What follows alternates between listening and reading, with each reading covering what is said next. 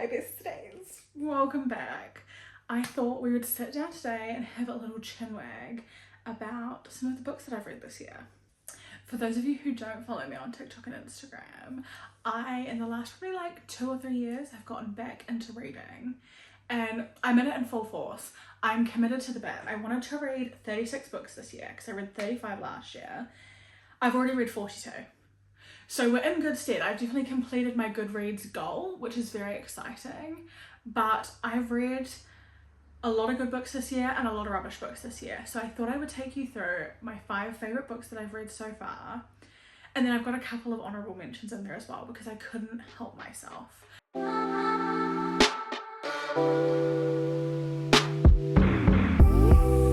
Let's do it. I will say, I am very much a book talk reader. Okay, if it's on book talk, I've read it, or I'm reading it, or it's in my TBR. But this year I wanted to try and force myself to kind of like step out of romance because it was all I was reading, which is fine. Read the books that make you happy. But I wanted to kind of take the leap and read. I've always read like romance and like thriller mysteries. So I wanted to kind of like step out of that. So I've tried to add more like contemporary books into my ethos this year, I guess. Also, I'm having a particularly bad fucking hair day, so please don't chat to me about it. Just pretend I'm bald. I kind of like this angle. I hope you can't see where I live. That's my only concern. I can't believe how much of a bad hair day I'm having. I know I'm gonna watch this back and be like, oh, I wanna fucking shave it all off. I'm also sitting on my bed, which I built myself. So if you hear any creaks, yeah, it's not built properly. Let me tell you a little story. When I first moved into my flat, I ordered a bed from a company, a mattress and a bed base, and they told me it would come on different days in the first week that I lived there. It took them 6 weeks. So I was sleeping on a mat on the floor for like 6 weeks. And they arrive with this bed base, 2 men, and they're like, we can't park on the street. I paid for them to build it because I'm just a girl, I don't want to build a fucking bed. And they park up with their hazards on and he hands me out and he goes, we can't park here, you have to build it yourself. He goes, it'll take 15 minutes. It took me 3.5 hours. I hurt my back so bad that I had to lie horizontal on the hardwood floor. I cried twice. It creaks, you can't even really hear it. It creaks so bad. It's fallen apart twice.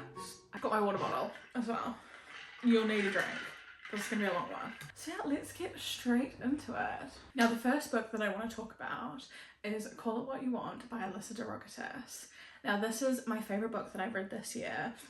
It's one of my favourite books that I've actually ever read and was exactly what I needed at the start of this year. This is a book that shattered my heart in the best way possible. I think for anyone who has survived a situationship, anyone who's dating in their 20s, anyone who wants a good sob, this is the book for you. It's like 300 pages. And it is just heart-wrenching in the best way possible. It's very much an ode to those almost love stories and kind of takes us through Sloane, the main character, and her multiple run-ins with someone that she's never in a relationship with, but is. They never have a title, they never have a label, but they're in a relationship, and I think for me at the start of the year that was very heartbreaking to read. I think anyone who's survived a situationship, please do yourself a favour and read this book, because as a survivor of a situationship or 3, they're so heartbreaking already. And so to read such a beautifully written book that literally details exactly how you are feeling, I think can be quite healing. There's no happy ending, there's no they fall in love, there's no positive outcome in the way that you're expecting it, and I think that's utterly soul crushing but so fitting. And there were so many times, I'm not an annotator of books, right? I just don't, it's not my thing, but I have so many pictures in my camera roll of quotes that meant everything to me from this book, like everything to me. This was her best friend, which I could hear. I think that was the thing for me, is it wasn't just about Sloane, the main character, who's so relatable to me, and especially at that time when I was reading this book, I literally felt like I was having my life read back to me, which is, you know, concerning. But let's move on quickly. The best friend, whose name, of course, I can't remember right now, I could hear my best friends as if they were her. Like, everything that she was saying to Sloane was exactly either what my best friends had told me or what I just knew if I told them the full story. Because I think when you're in a situation or even a relationship, you don't divulge 100% to your best friends, because you know if you did, they would probably like call social services. You know, like there's just some things that you can't tell your best friends until it's done. And then you can be like, oh yeah, I forgot to tell you that XYZ. And so hearing her best friend say things to her, I was like, oh my God, that is exactly what my friends would be screaming at me right now. And my favourite quote from the whole thing, that literally, when I read it, I had like a big gasp and I had to just sit. I had to like sit in silence for a minute, was stop losing your mind over someone who doesn't mind losing you. And I think that just sums up the book so perfectly. And in the same way, it really sums up just dating in your 20s, situationships, not knowing if you deserve to be heartbroken because you weren't really in a relationship in the first place, all of that. Right, my next book. Why am I starting out with these sad books? And to be fair, this one is not sad, but it did make me cry. So I think also I was just going through a lot when I read this book. However, I would like to start out by saying, I've not even said what the fucking book is. Oh my God. Love Unwritten by Lauren Asher is my second favourite book of the year. I will say that anything Lauren Asher writes, not only will I read, but I will love. She cannot put a foot wrong. She just can't. She's amazing. Love Unwritten. Now, I've got a few favourite book boyfriends, which maybe that's a whole other video. But Raphael,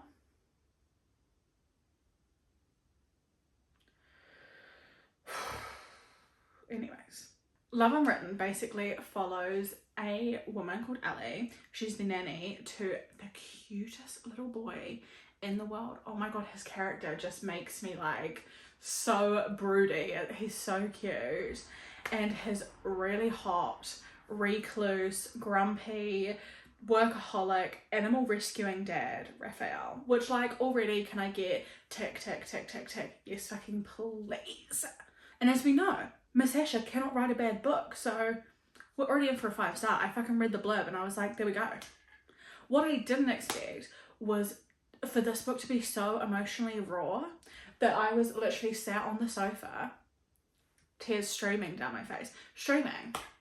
I couldn't stop. It's like, the book's like 500 pages and I read it in like a day because I just couldn't stop myself. I went to bed that night and I had dreams about the book. Also, me and Ali have matching tattoos. Now, can I remember right now what that tattoo might be? No, but I know that we have matching ones because I wrote it in my review. Also, look, I will be the first one to say I love a shitty romance book. I don't need any emotional depth. I don't need any, you know, I don't need to really explore my feelings. I want a hot hunky, preferably either billionaire or athlete, or like a small town Katie, and you know, some smutty scenes. That's all I really need in a book. But this book, for me, I think it meant so much more because it really dealt with like Raphael's anxiety. I can't remember right now the name of the disease that the little boy has, but even that is so heartbreaking in itself that I think if you're not a romance reader, or you kind of want to start getting into the more, I guess, like TikTok-y style books, I would 100% recommend this one because it's kind of got that mix of both. So yeah, I loved it.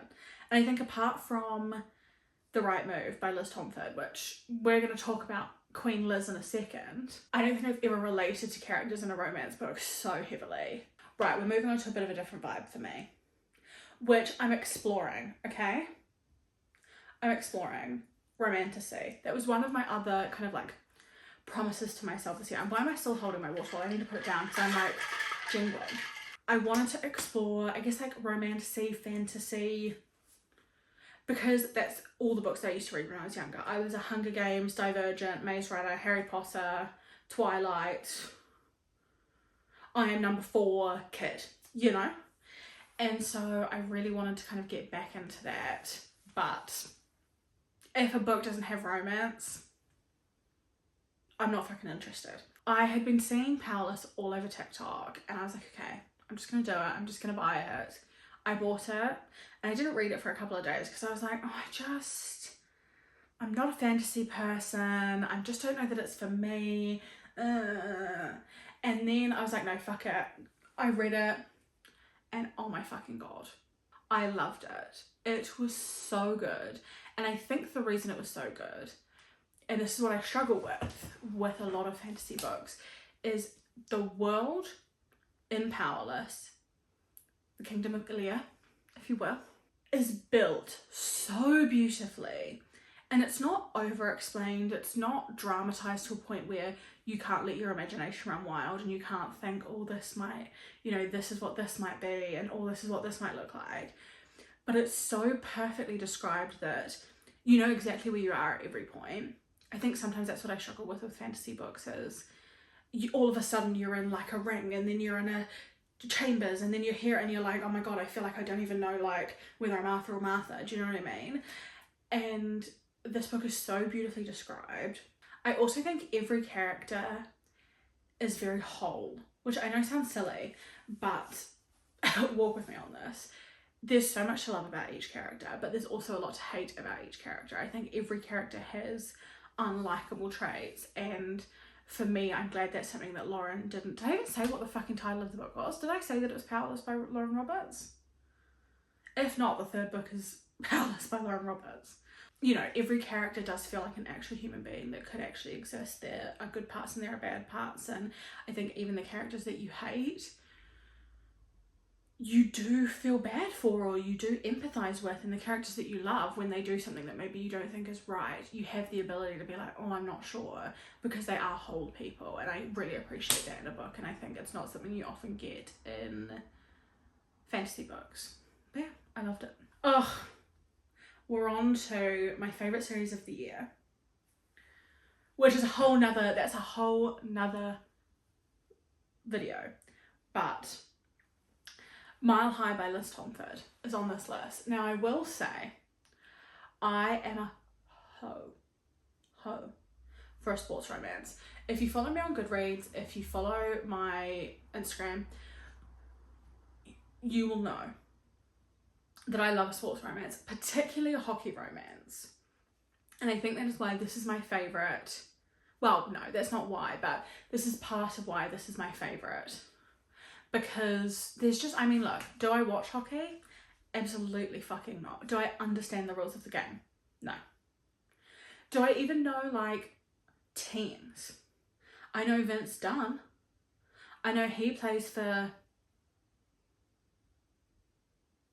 Seattle. I know he screamed at a guy and then there was a TikTok edit of it. Anyway, it's not the point. I am a hoe for a sports romance, okay? However, I'm also very judgmental. I'm judgmental of book covers. Like I said it, there I said it. I will judge a book by its cover. 1000% I will. If I don't like the cover, I can guarantee you I won't like the book, right? Except for these books. I just looked at them. I don't know what gave me the vibe when I saw the three of them, because I read this before Play Along came out. And I was like, I'm gonna fucking hate these. And yet I bought all three, because it doesn't matter how much I hate a book, I'm finishing the series. I get a bit like, I go into the works and I feel like I'm on drugs and I end up spending like £70. And then I can't carry it all home. Like, I feel like I can't be let in there loose. I feel like I need a minder when I go into bookstores, because I just buy shit. I could not have been more wrong about this series, and I will 100% stand up and say that. I thought I was going to hate it. I loved it. I've loved every single book. Mile High is my favourite. I think I've given all of them 5 stars. For me, I feel like 1 to 5 is hard. I would say all the others are like 8s and 9s out of 10. This is a 10 out of 10. Evan Zanders, wow. Just wow. Yes, please. any day of the week. The fact that he adopts a rescue Doberman. Please, I'm begging you for this man. Liz Tomford, make him real, please. I will say this has also become one of my favourite romance books of all time. It's just so good, and I think it's a workplace romance. The lead, FMC if you will, is a flight attendant on the private plane of the hockey team. They hate each other and they have great banter and they're funny, and it's kind of the relationship has to be a secret. It's got every trope that I just love. It's heartbreaking, it's so emotional, and I think it's the perfect start to a series where you know you're going to have a romance book for each character. I think sometimes you meet other characters in books that you know are going to be book 2 or book 3, and it's so obvious. It's almost like kind of takes you out of the enjoyment for me, I guess. With this, I'm like dying to be part of this world. They have a family dinner every Sunday with all the characters, and it just makes my heart like swell every time I read it. So my final 5-star, my final favourite read of the year so far, I know it's September, but we've got more books to go, is going to be controversial. I'm ready to get hate. My 5th favourite book of this year so far was Iron Flame by Rebecca Yarros. Give it up for DeBuzz! Now, I really liked Fourth Wing. Don't get me wrong, I really did. But I think it was a lot of world building. It was a lot of explaining. It's a book that like you really have to be paying attention to. If you skip 2 sentences, you're fucking lost. I will say for me, this book was a lot darker. It was also a lot sexier, which are 2 things I love. Give me the dark, give me the grief, give me the sadness, but give me smart. Give me smart. I want sex scenes. Look, I'm just being honest, okay? And this book had it all. It was so good. There was jealousy, there was heartbreak. It was wild. I think we also saw a lot more of the dragons and their personalities, which I really appreciated because I just know that I would love a dragon. I also need to talk about the ending. I'm not going to say what the ending was because I don't want to spoil it for anybody if you're going to read it, which I would highly recommend you read both of them. Onyx Storm comes out like next year, which is a crime that we have to wait that long. How dare you? Like, Rebecca, I'm talking to you. How dare you hold that book back from us? But anyway, it's fine. It's fine, I'm not mad about it. But if you've read the book, what did you think of the ending? I like read it and I like put it down and I just looked out the window in silence for probably like, I had to ask Alexa to stop playing music. Okay, on to my 3 honourable mentions, which I'm going to try and keep these shorter. It was just hard to pick. I read 42 books this year and I've pretty much enjoyed all of them. I will say I've had some world-class stinkers this year. I don't think I'd ever given a book a 1 star until this year, and I've had like 4 or 5. So that's upsetting, but we'll go through those in my end of year wrap up. My first honourable mention of the year so far is Wild Love by Elsie Silver. Now, I only jumped on the Elsie Silver train late last year when I read every single one of the Chestnut Springs books in like a week and fell madly in love with Kate Eaton. Need I say any more? She is incredible. I'm desperate to read is it the Off to the Races series? Her first series. But they're all being recovered at the moment, so I've not bought any of them because I'd rather have them all. So I was very excited for this book to come out because it had similar-ish tropes to Heartless, you know, single dad, whatever, workaholic, that kind of thing. And I loved it. I think for me this book was like sweet and sexy and heartwarming all at once, which is exactly what I want from a Miss Elsie Silver book. It's exactly what you know you're going to get. It was so nice feeling like you're back in Chestnut Springs. I think those books are very near and dear to my heart. I love them so much, and so to be just over the hill was fab, and to kind of be back in any world that she has written is always a joy. I also think the addition of Ford's daughter was not what I expected. I hadn't I try not to read a whole lot about books that I'm about to read. And so I hadn't kind of read any spoilers or anything, and I was expecting a baby. And initially when I found out it was like a tween, she was like a tween, I was kind of disappointed, and I was like, oh no. And then I read it and I was like, oh my god, it was just everything, and so heartbreaking, and yeah, it was just everything I needed. And Miss Elsie Silver can do no wrong. She knows that. I'm obsessed with her. Right, on to one of my more recent reads this year, Blue Sisters by Xoxo. Now this was my first Xoxo book, and you might be able to see on my bedside table over there, I do have Cleopatra and Frankenstein, which I'm going to read. This follows 3 estranged sisters as they return back to New York to deal with the grief of losing their 4th sister. I was so nervous for this book. I'd heard that it was amazing, and I think particularly if you are an older sister, this is an essential read. Like, Avery, she's the oldest. Oh my god. It was just so good. It really hit me where it hurt. Grief is such a hard thing to process. It's something I've definitely struggled processing, and I don't think anyone's very good at it, to be honest. And so reading about it so candidly, I think was amazing. I think also following the 3 sisters who are very different, and their lives and what they do and how they do it was also incredible. It had probably a bit of a slower start than I had hoped for, which is why it's not in that kind of top category. But I think by the end you are laughing and crying with every character, which is what you want.